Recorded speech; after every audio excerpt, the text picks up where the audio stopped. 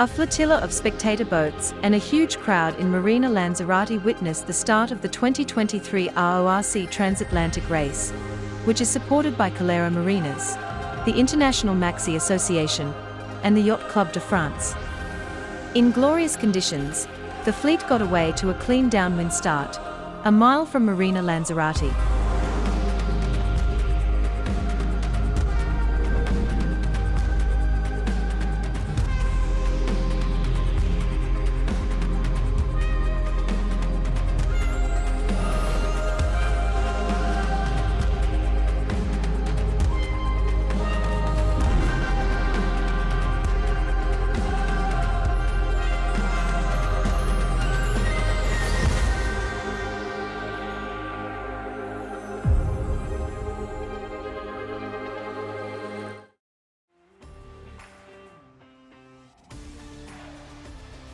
This is the weekly sailing highlights show, the January 13, 2023 World on Water. Meanwhile, in Alicante, Spain, the first part of this edition of the Ocean Race was the import race. There are two classes of boats competing, and they are not racing against each other. So there was two separate races, the first for the IMOCAs, then, on a fading breeze, the old VO65s. We have a clip from the 11th hour's racing team in the first race. We're here in Alicante, Spain. It is the import race, the beginning, the first actual day of racing in the ocean race, a day we've been looking forward to for the last 3.5 years, and we're really excited to get going. Yeah, ready to go. For sure, it was not expected for me to start today, but no, happy to go, and it's just the start of the race. I think the important bit for sure is going to be the start of the first leg, but it's important to do well in the import race as well, so we'll try to have a good result today. Goals for the import. I think number one, preserve the assets. We're not going to win the ocean race today, but we could lose it, so it's going to be exciting. There's going to be helicopters up and it's going to get loud and noisy.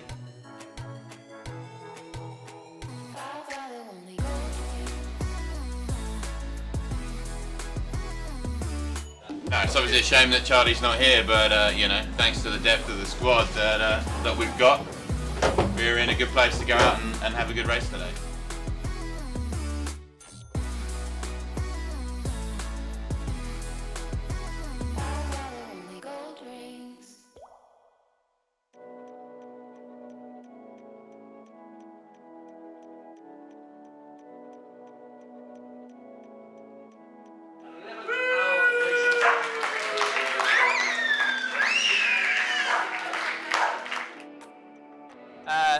Yeah, pretty entertaining.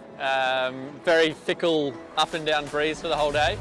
Had a corker of a start, which was really cool. And then, just the nature of the course sort of ended up in a position where we couldn't jibe, and then, basically the other boats would have crashed into us. So we ended up dead last, which was a bit frustrating, but, recovered back to second overall and super happy with that. And that was, the whole game of this is how well you can recover from those situations, because you will end up in those situations. So super happy, everyone worked fantastic on board, and yeah, stoked to get the real thing going next weekend. But yeah, it's just awesome to be here and awesome to be into it.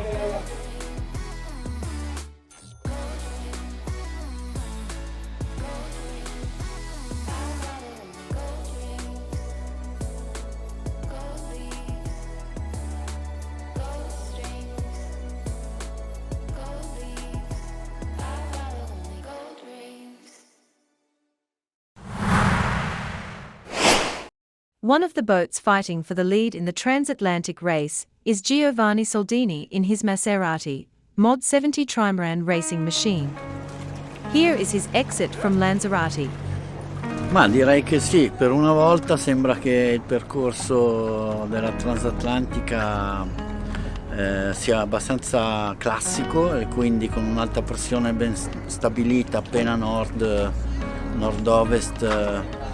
di Lanzarote, che ci darà un bel aliseo, speriamo, fino all'arrivo, quindi siamo tutti contenti, perché sarà una regata in poppa, veloce, dove sicuramente ci sarà da divertirsi. I nostri concorrenti sono super agguerriti, c'è Loic su Zulu che è l'ex Power Play e c'è Brian su quello che una volta era Fedo, oggi si chiama Snowflakes.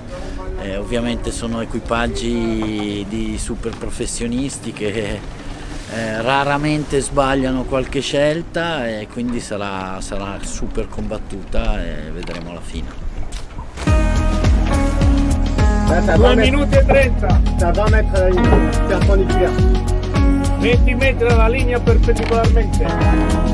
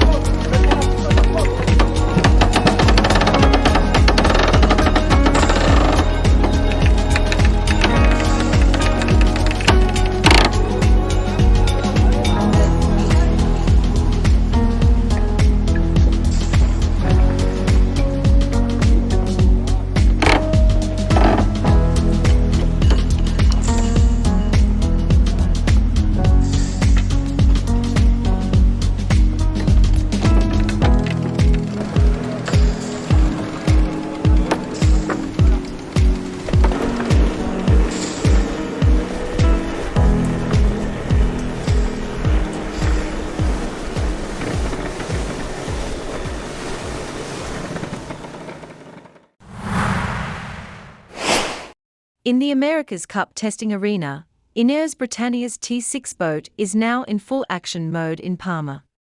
Helmsman Lee Macmillan was at the wheel on day 7. Here is his summary.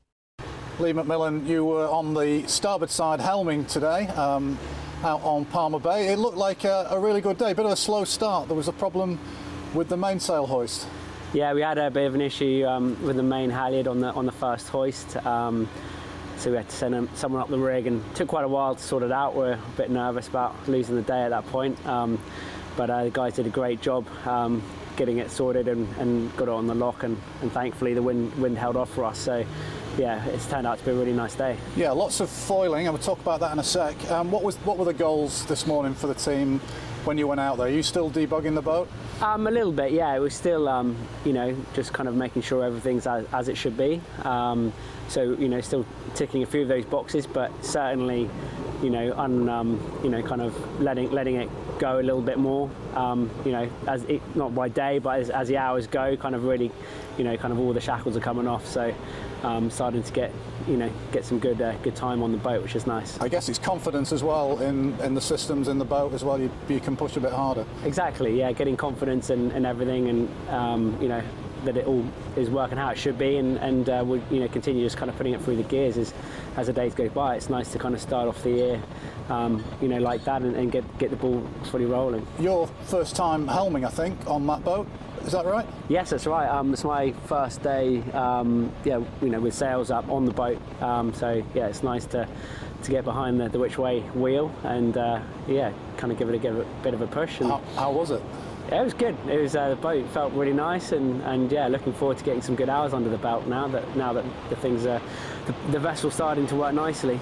Yeah, we saw a lot of foiling today. I think nearly 45 miles around the bay. You made the bay look pretty small at those speeds. Did you know anything about top speeds today? Mid to high 30s, yeah. Kind of on one of the downwinds, but. Yeah, again, it wasn't a huge amount of breeze, and it got a little bit patchy along the coast there. So, and then a little bit further offshore is a bit wavier, so we're kind of finding that middle ground just to, you know, still find some nice conditions, and yeah, so it was a really positive day for everyone, and it was good to be out there. And what can you tell us about the amount of data you gathered today? You must have sucked in some good data from all of your sensors. Yeah, I mean, with any cut boat, I think, you know, there's always too much to you know, to trawl through, so there's going to be plenty of data for the guys to look through, and yeah, it's just from here on in, it's learning as much as we possibly can to build into the race boat. That's great. Thanks, Lee. Thank you. Here is our edited version of last Sunday's The Ocean Race IMOCA Import Race in Alicante. Team Malaysia, Germany, won the import race after a frenetic battle that saw 4 of the 5 IMOCAs hold the lead at some point during a highly unpredictable and nerve-wracking contest.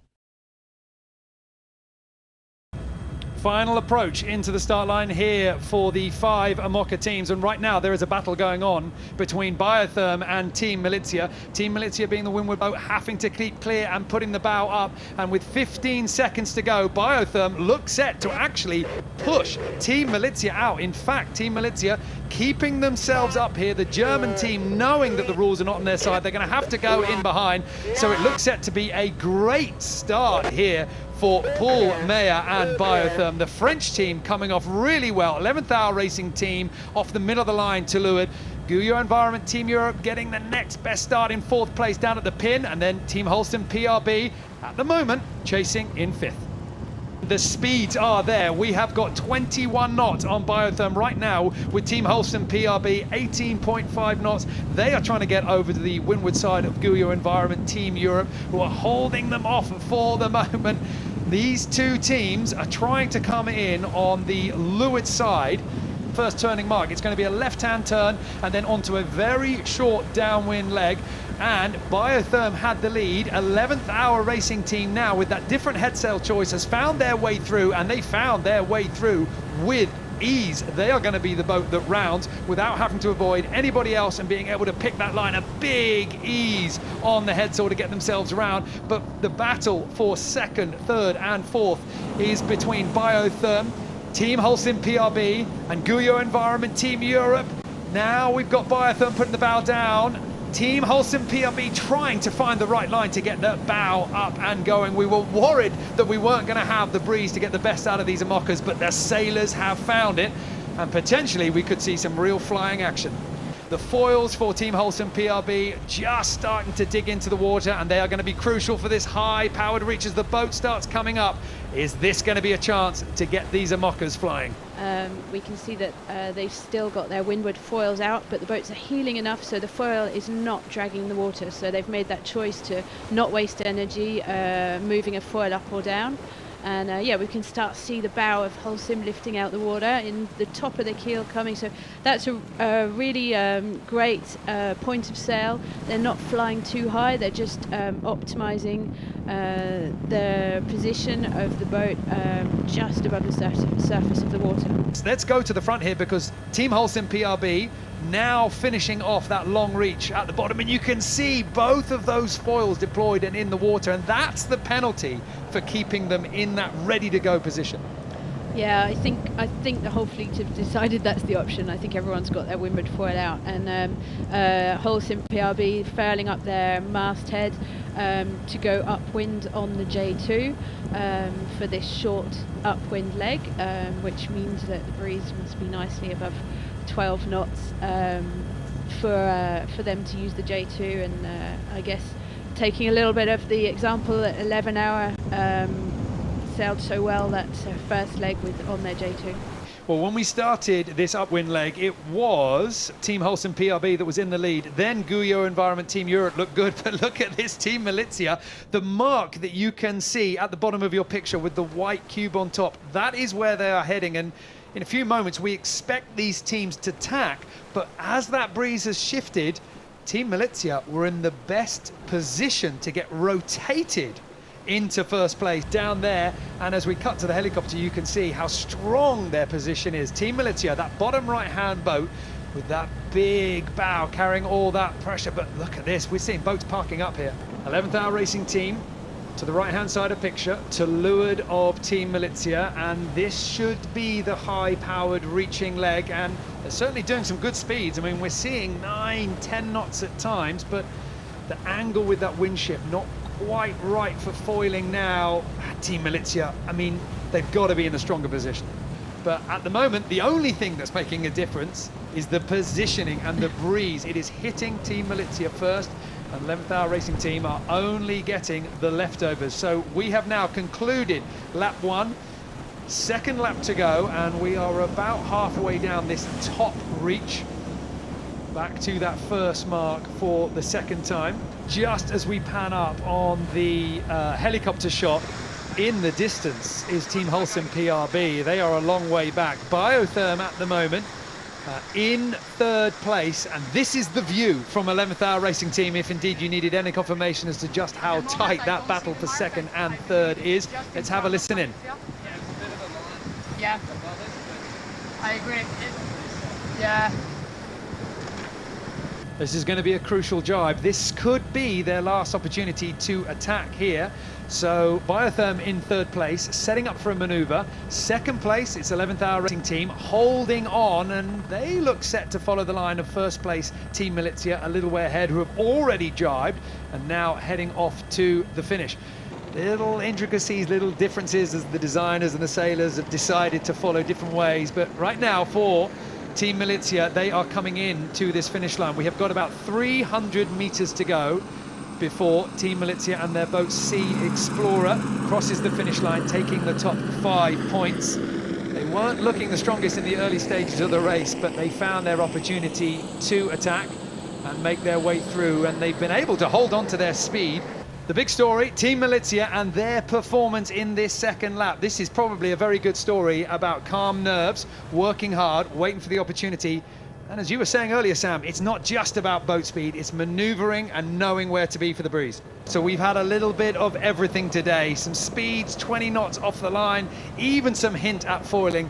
But the race here in Alicante, in the late hours in the afternoon as the sun come down, the breeze went down with it. But Team Militia holding their nerve, finding those patches of wind to link together.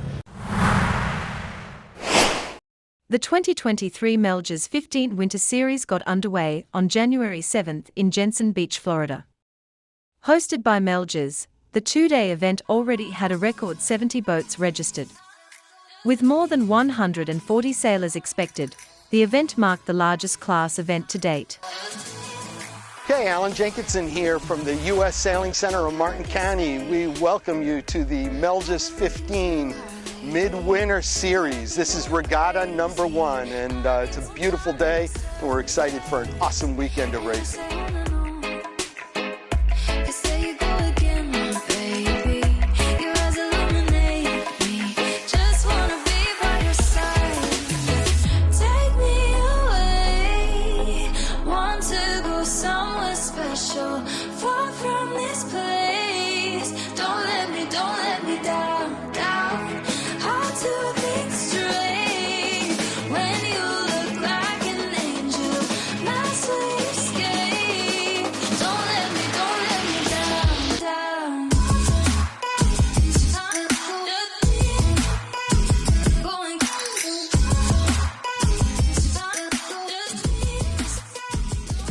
I'm Brian Stout, that's Zach Kelchner. We just finished sailing on day 1 of the Melges 15 Midwinters here in Jensen Beach. It was a wonderful day of sailing, Chamber of Commerce conditions out there, flat water, 8 to 12 knots basically, and plenty of shifts, plenty of opportunities to capitalize on all sides of the course. And a really great opportunity to learn what this fleet's all about. I mean, I don't think any of us have seen a fleet of 80 boats before. And for something that came out so recently, you know, we're all kind of learning together. And I know for us, we learned a lot today, and we felt like we came in with good experience, and we're coming out with even better ones. So I can't complain. We're looking forward to tomorrow. We're still trying to figure out some things, but we think that the boat's becoming more and more dialed in, and you know, hopefully we can, Hopefully we can make the last race of the regatta our fastest one. Can't get any better than this. Florida in the winter is what it's all about.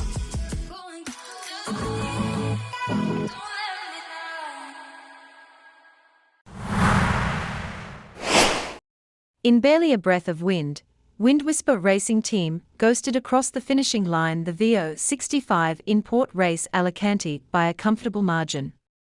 The other 5 boats failed to finish inside the 15-minute time limit, which started ticking the moment Wind Whisper had slipped across the finish line.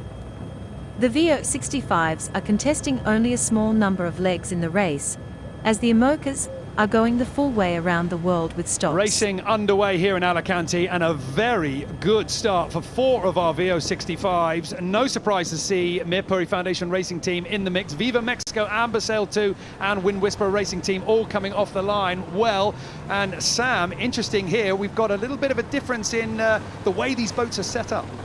Yes, it's quite interesting, and you can see that Mirpuri got the best start, and they were brave, maybe is the right word, enough to go straight onto their masthead 0, not use the J1, which is a little bit more manoeuvrable before the start, and that's enabled them to get, I guess, the flying fastest start, and they're already hoisting their staysail, so obviously the practice or preparation is paying off. Well, we're on board at the moment with Team Yayo.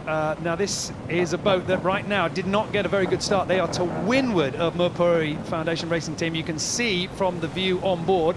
So they got a little bit of work to do. However, Sam, from this windward position, they might have an advantage from those boats that started near the pin. I think that's the low-risk start option. If you're not sure you're going to get the best start, obviously if you're up to windward, you're not going to get the wind shadow from the other boats.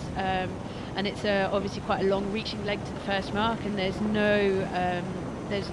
nowhere to get out or make any gains. There's no manoeuvres to do. It's just a drag race. So basically, the ones to leeward have really got to hold that advantage forwards to keep out of the wind shadow.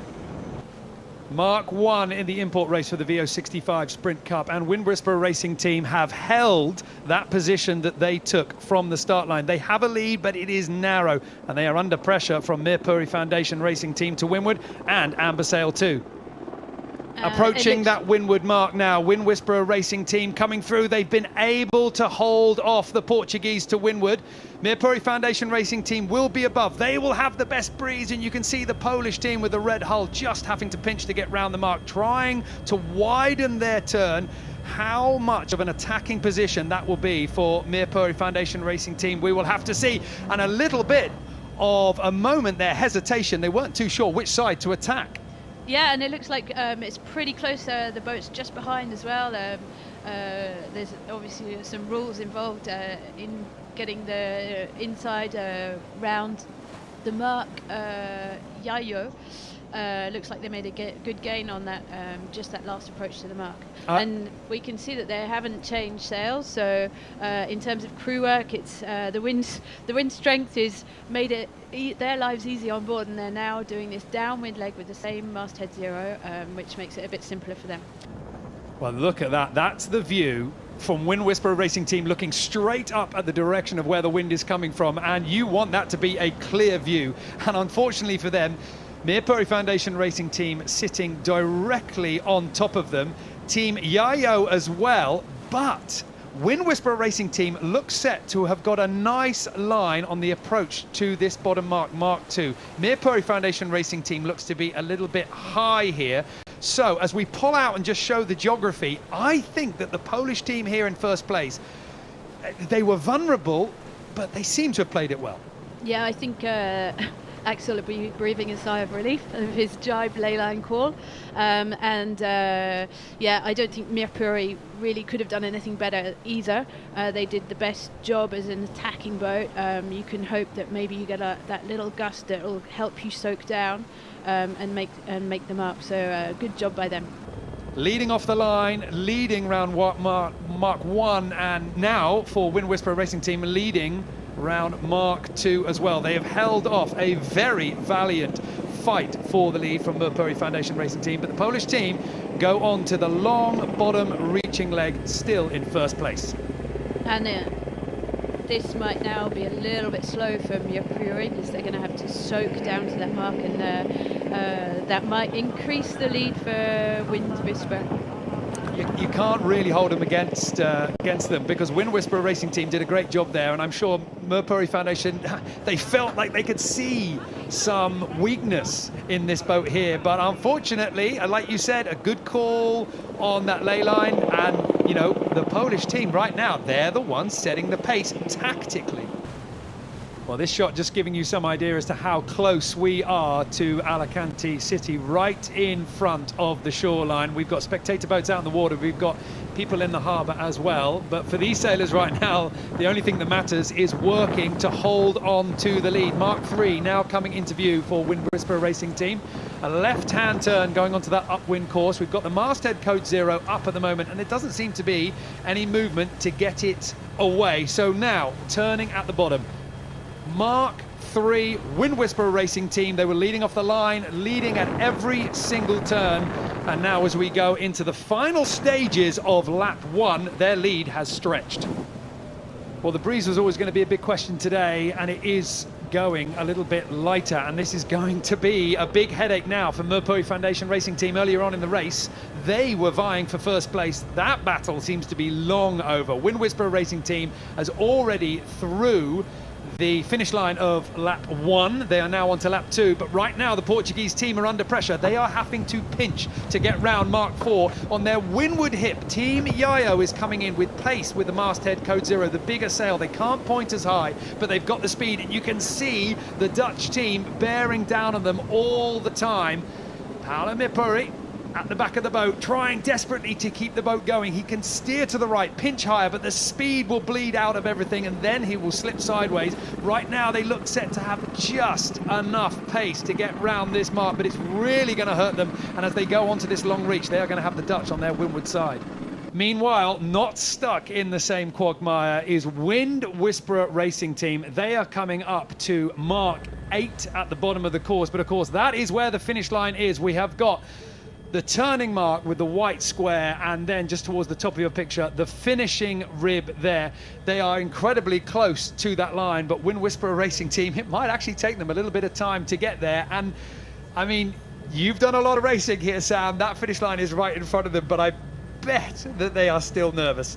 Yeah, because the fat lady's not singing yet, and you're never relaxed until that line is crossed, and I'm sure there's still 100% concentration on board that boat. They'll be doing everything they can to get across the line as soon as possible. On board with Wind Whisperer Racing Team right now, and if they're not already doing it, there's going to be so much to draw from this race, because one of the things about the ocean race and offshore sailing in general, you see everything. You'll see these conditions again around the racetrack. Yeah, exactly. And every day you learn something when you're out sailing, so they'll be making the most of this as practice for the next, well, for the leg that's coming up.